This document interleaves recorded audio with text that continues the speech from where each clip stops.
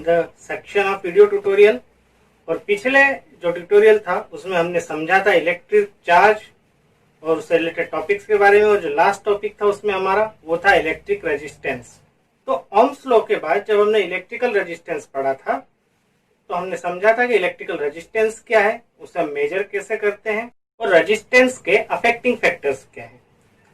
सो आज हम उसी सीरीज को आगे बढ़ाते हुए बात करते हैं सबसे पहले कॉम्बिनेशन ऑफ रेजिस्टेंस की। तो सबसे पहले हम बात करें कि रेजिस्टेंस का जो कॉम्बिनेशन है वो क्या होता है और इनके टाइप्स क्या होते हैं। तो जब हम 2 और मोर देन 2 रजिस्टर्स को एक दूसरे से कनेक्ट करते हैं तो जिस सीक्वेंस में हम उससे कनेक्ट करते हैं उसी को हम बोलते हैं कॉम्बिनेशन ऑफ रेजिस्टेंस।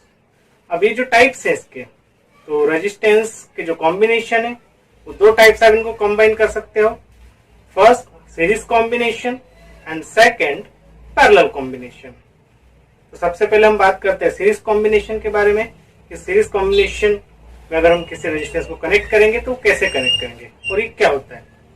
तो जब किसी सर्किट में करंट एक ही पाथ में फ्लो होता है तब उस कंडीशन में जब रेजिस्टेंस का जो कॉम्बिनेशन होगा वो सीरीज कॉम्बिनेशन में होगा। मीन्स अगर आपने 2 और 3 रजिस्टर्स लिए हैं और उनको कनेक्ट किया एक ही पाथ में तब करंट का जो फ्लो का पाथ है वो एक ही होगा। तो ऐसी सिचुएशन में जो वो कॉम्बिनेशन होगा इसे हम बोलेंगे सीरीज कॉम्बिनेशन ऑफ रेजिस्टेंस। इसको डिफाइन करने का एक और तरीका है, आप जैसे देख के आइडेंटिफाई कर सकते हैं कि जो कॉम्बिनेशन होगा बिटवीन द रजिस्टर्स वो पैरेलल होगा या फिर सीरीज होगा। तो इसको समझने का एक सीधा तरीका है कि जब आप कोई रजिस्टर्स लेते हो तो उन 2 रजिस्टर्स के बीच में अगर एक एंड से कनेक्टेड है तब वो जो कॉम्बिनेशन होगा वो सीरीज कॉम्बिनेशन होगा। हर रजिस्टर के 2 एंड होते हैं, अगर 2 रजिस्टर उन दोनों में से दोनों रजिस्टर सिर्फ और सिर्फ एक ही एंड से कनेक्टेड है, इट मीन्स उनके बीच में जो कॉम्बिनेशन होगा वो होगा सीरीज कॉम्बिनेशन। अब हम बात करते हैं पैरेलल कॉम्बिनेशन की। तो पैरेलल कॉम्बिनेशन वो कॉम्बिनेशन में होता है जिसमें जो पूरे सर्किट का जो वोल्टेज होगा, जो पोटेंशियल डिफरेंस होगा वो सभी के लिए सेम होगा। मीन्स अगर आपने सपोज 2 और मोर रजिस्टर्स लिए तो उन सभी का जो पोटेंशियल होगा वो आपस में सेम होगा। साथ ही साथ इसमें जो करंट के पाथ होते हैं वो मोर देन 1 होते हैं। मीन्स जितने आप रजिस्टर्स लोगे उतने ही करंट के पाथ भी होंगे। तो ऐसे ही कॉम्बिनेशन को हम बोलते हैं पैरेलल कॉम्बिनेशन।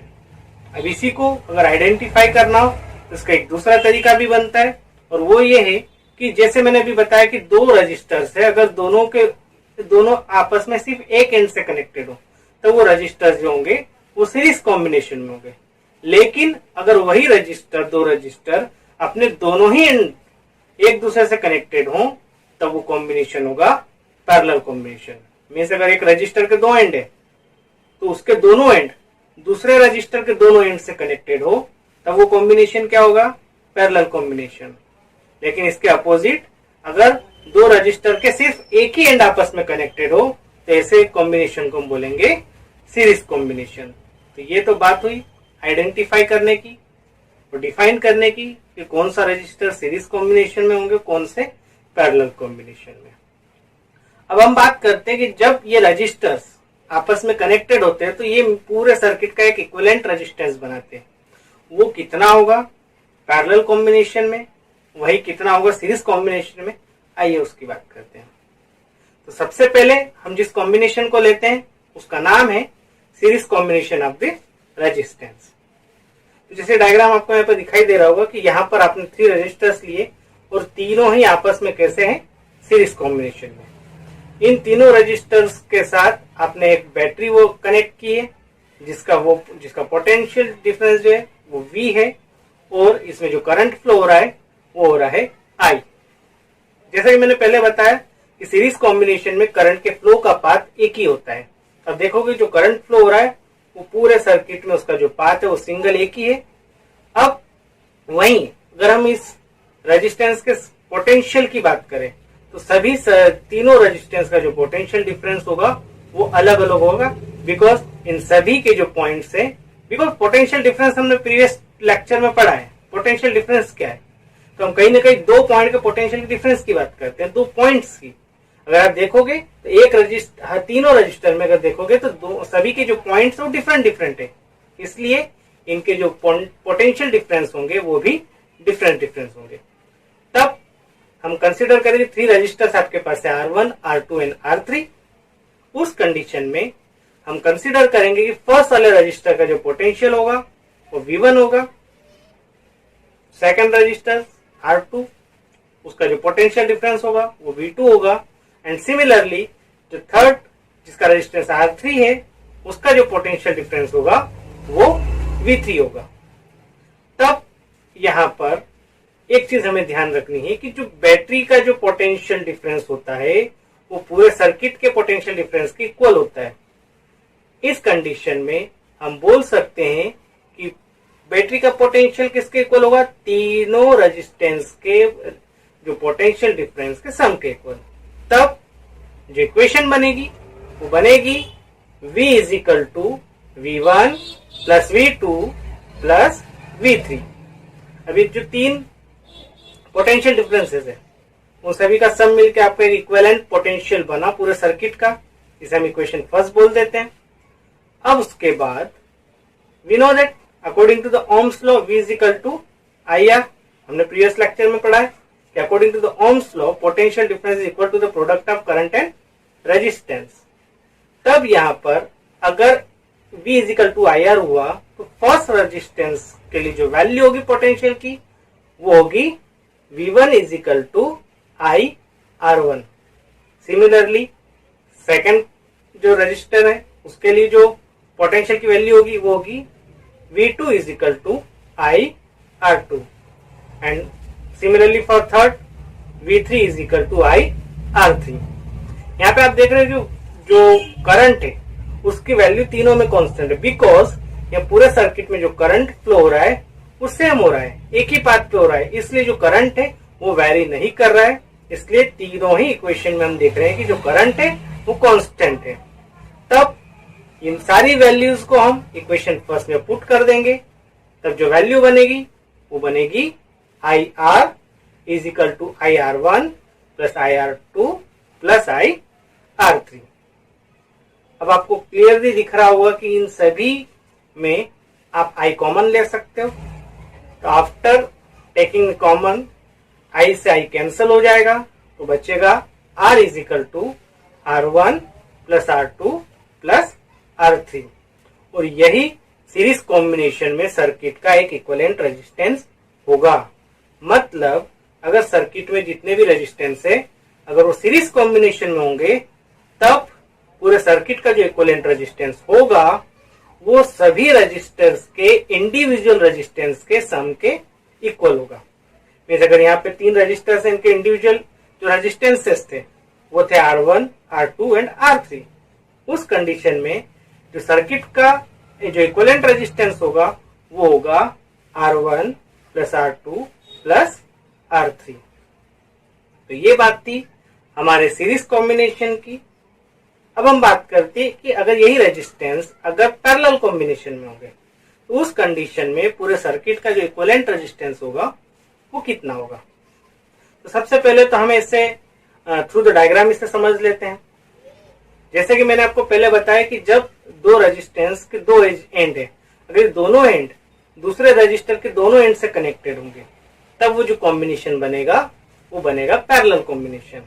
अब यहाँ पे आप देख रहे हो कि आपने तीनों रेजिस्टेंस लिए और तीनों रेजिस्टेंस के जो कनेक्टिंग पॉइंट्स है वो सेम है, चाहे R1 हो, R2 हो या फिर R3 हो, तीनों के ही कनेक्टिंग पॉइंट्स सेम है और इसीलिए इनके जो पोटेंशियल डिफरेंस होंगे वो भी सेम होंगे।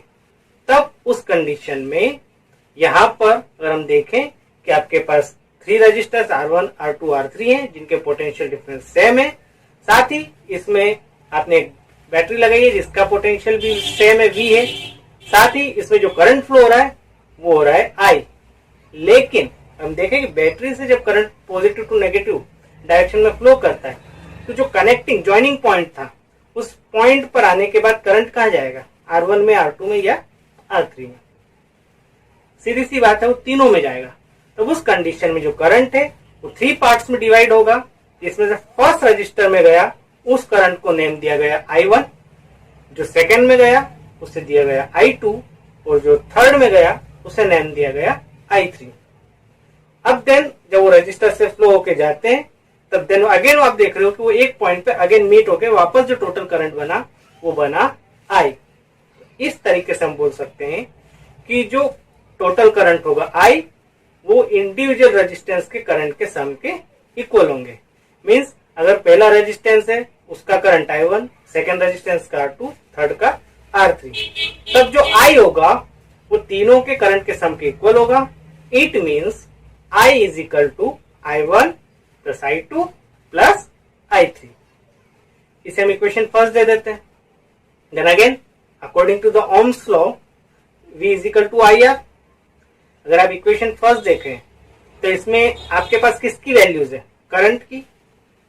अब जैसे पिछली बार करंट कांस्टेंट था, वैसे ही इस बार इस सिचुएशन में यहां पर वोल्टेज कांस्टेंट है। उस कंडीशन में यहां पर आप अगर देखें तो हम यहां पर किसकी वैल्यू निकालेंगे? I is equal to I1 plus I2 plus I3 दिया है, तो हमें जो वैल्यूज निकालनी है वो करंट की निकालनी है।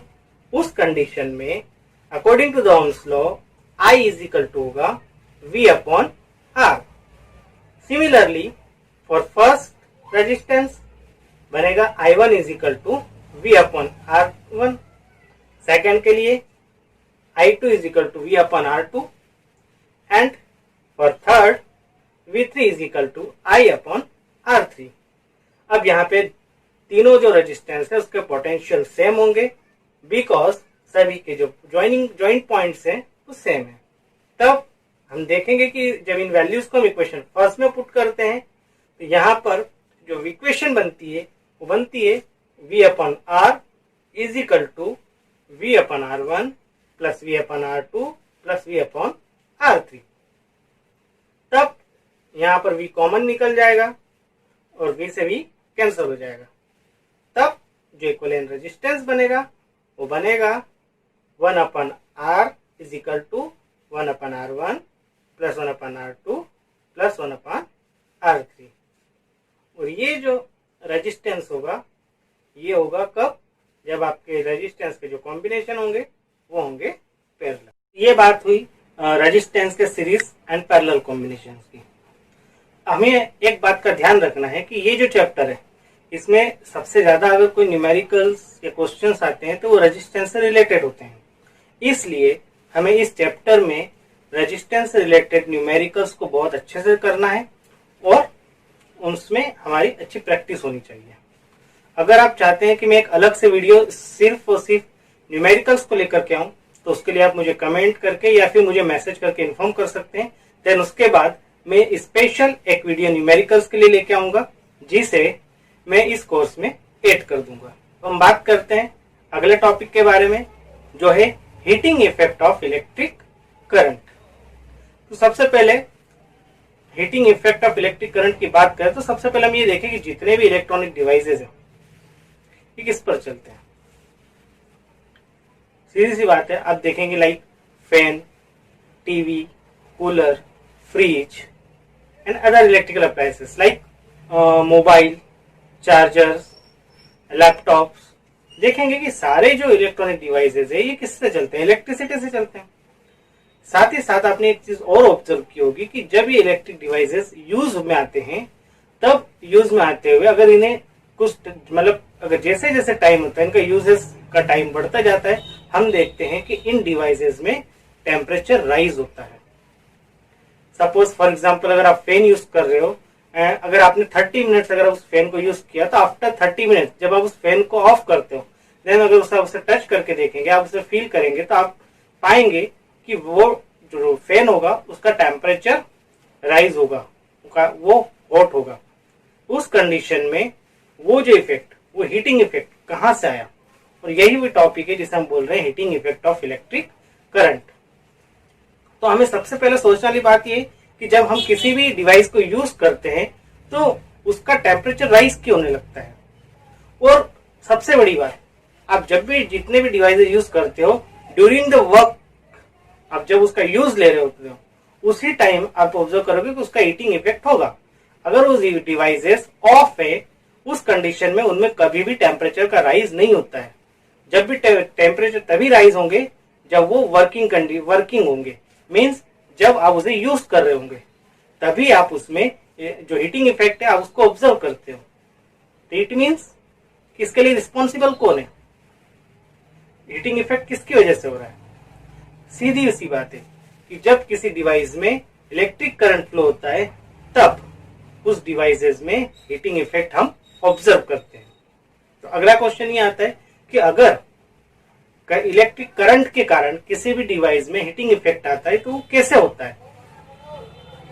बहुत सारे, अब जैसे कि जो हर डिवाइस है, कहीं पर हम इसका डिसएडवांटेज देखते हैं तो कहीं पर हम इसका एडवांटेज भी ले लेते हैं, बिकॉज एक हमें डिसएडवांटेज लगता है, लेकिन हम उसका जो यूज है वो एक हमारे पॉजिटिव वे में कैसे ले सकते हैं, उसके भी कई एग्जांपल्स हमारे डेली रूटीन में हम ऑब्जर्व करते हैं, like electric heater, electric iron. तो ये सारे जो कुछ एग्जांपल्स है जिसके थ्रू हम ऑब्जर्व करते हैं कि ये जो डिसएडवांटेज को इन्होंने एडवांटेज में बदल दिया है। तो यहाँ पे हमें ये ऑब्जर्व करना है कि एक्चुअली में अगर इलेक्ट्रिक का जो करंट है उसके कारण अगर हीटिंग इफेक्ट हो रहा है तो वो कैसे होता है। तो जैसे मैंने आपको पहले बताया था कि रेजिस्टेंस जो होता है वो एक्चुअली में करंट के फ्लो को अपोज करता है। साथ ही साथ जब मैंने लेक्चर स्टार्ट किया था तब पिछले लेक्चर में मैंने आपको बताया था कि जब भी करंट जो फ्लो होता है तो उसके लिए जो रिस्पॉन्सिबल होते हैं वो होते हैं फ्री इलेक्ट्रॉन्स। फ्री इलेक्ट्रॉन्स के कारण ही किसी भी कंडक्टर में करंट का फ्लो होता है, और यही फ्री इलेक्ट्रॉन्स मटेरियल को कंडक्टर है या इंसुलेटर में डिफाइन करता है कि जिसमें फ्री इलेक्ट्रॉन्स होंगे उसमें करंट का फ्लो इजीली होगा, सो वो कंडक्टर्स होंगे। जहां पर फ्री इलेक्ट्रॉन्स नहीं होते वे करंट के फ्लो को अलाउ नहीं करते, और इसी के बेस पर हमने मटेरियल्स को 2 पार्ट में, एक्चुअली में 3 पार्ट में, लेकिन अभी फिलहाल हम 2 पार्ट के बारे में डिस्कस करेंगे, तो 2 पार्ट में भी डिवाइड किया है। तो यहाँ पर जो फ्री इलेक्ट्रॉन्स है वो करंट के फ्लो के लिए रिस्पॉन्सिबल है, इतनी बात क्लियर है। तो होता क्या है कि जब किसी कंडक्टर में करंट का फ्लो होता है तो उस दौरान उसमें प्रेजेंट फ्री इलेक्ट्रॉन्स काफी फास्ट मूवमेंट करते हैं, जिसके कारण इलेक्ट्रॉन्स के बीच में कॉलिजन स्टार्ट होता है, और इस कॉलिजन के कारण यहाँ पर एनर्जी का लॉस होता है, और ये जो एनर्जी का लॉस है ये एनर्जी उस कंडक्टर से हीट के फॉर्म में बाहर आती है, और इसी को हम बोलते हैं heating effect of electric current. क्योंकि ये जो लॉस एनर्जी जब ये हीट के फॉर्म में कंटिन्यूसली निकलती जाएगी तो इससे ही वो कंडक्टर का जो टेम्परेचर है वो कंटिन्यूसली राइज होता जाएगा। इसको अगर एक दूसरे तरीके से देखें, बिकॉज अगर हम बात करें इलेक्ट्रिसिटी की, is the one form of energy, heat is the also one form of energy. अब इसको अगर दूसरे तरीके से देखें, सो हम सभी जानते हैं कि किसी भी कंडक्टर में रेजिस्टेंस प्रेजेंट होता है, बट रेजिस्टेंस कम होगा ज्यादा होगा, it is depend on the nature of the conductor and the length and cross section area.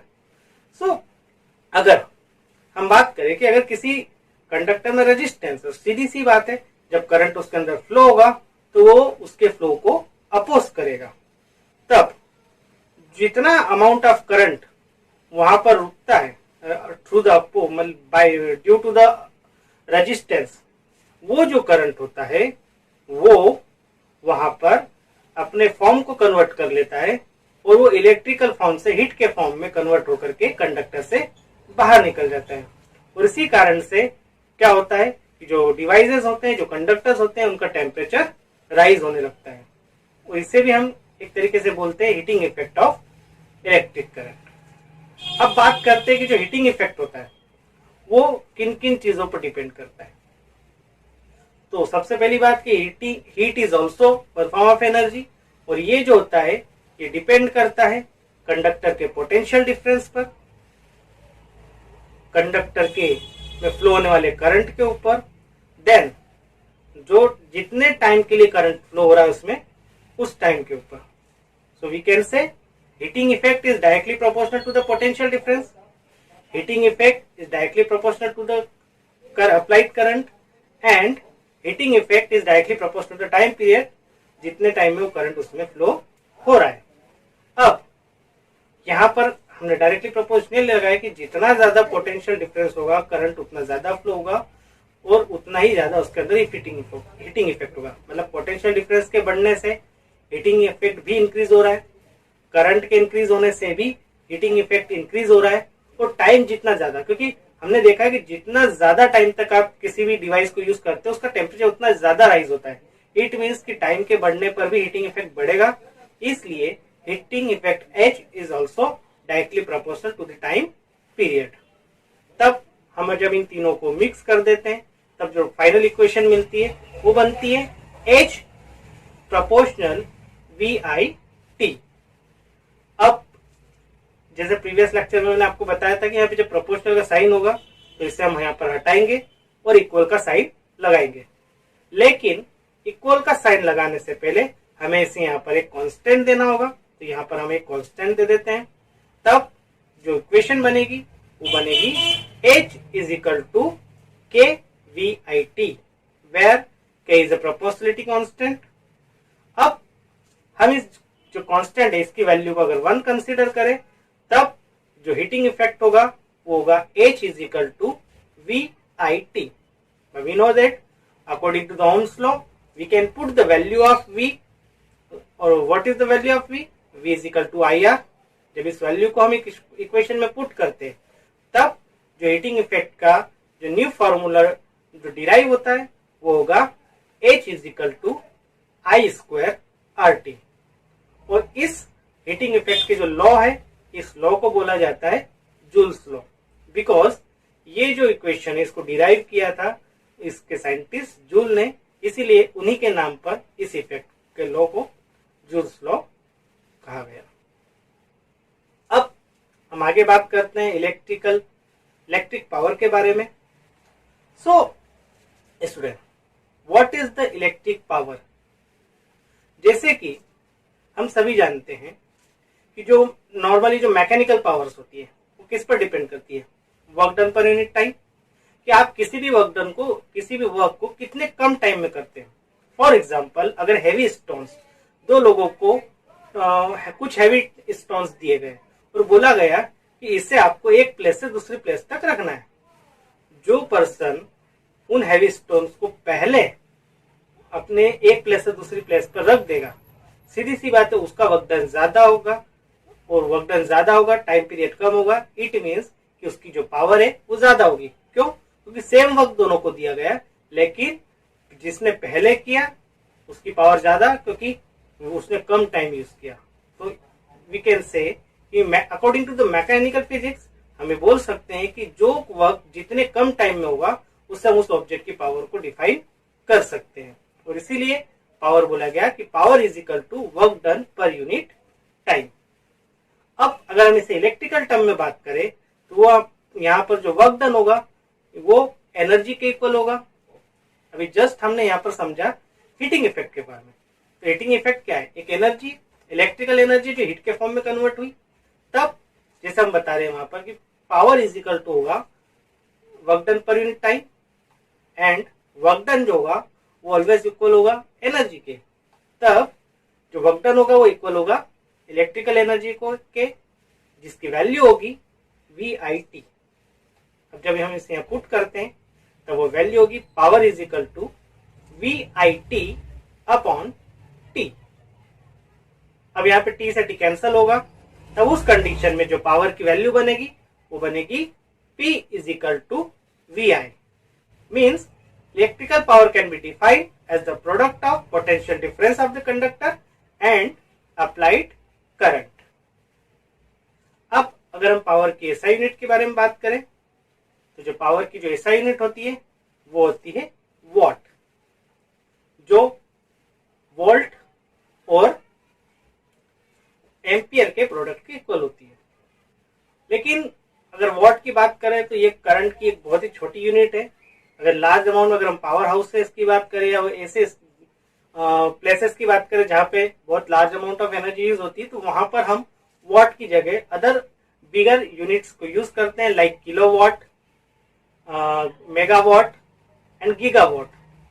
सो यहाँ पर हम बात करें कि अगर एक 1 किलोवाट कितने वाट के इक्वल होगा, तब 1 किलोवाट की जो वैल्यू होगी वो 10 टू द पावर 3 वाट के इक्वल होगी।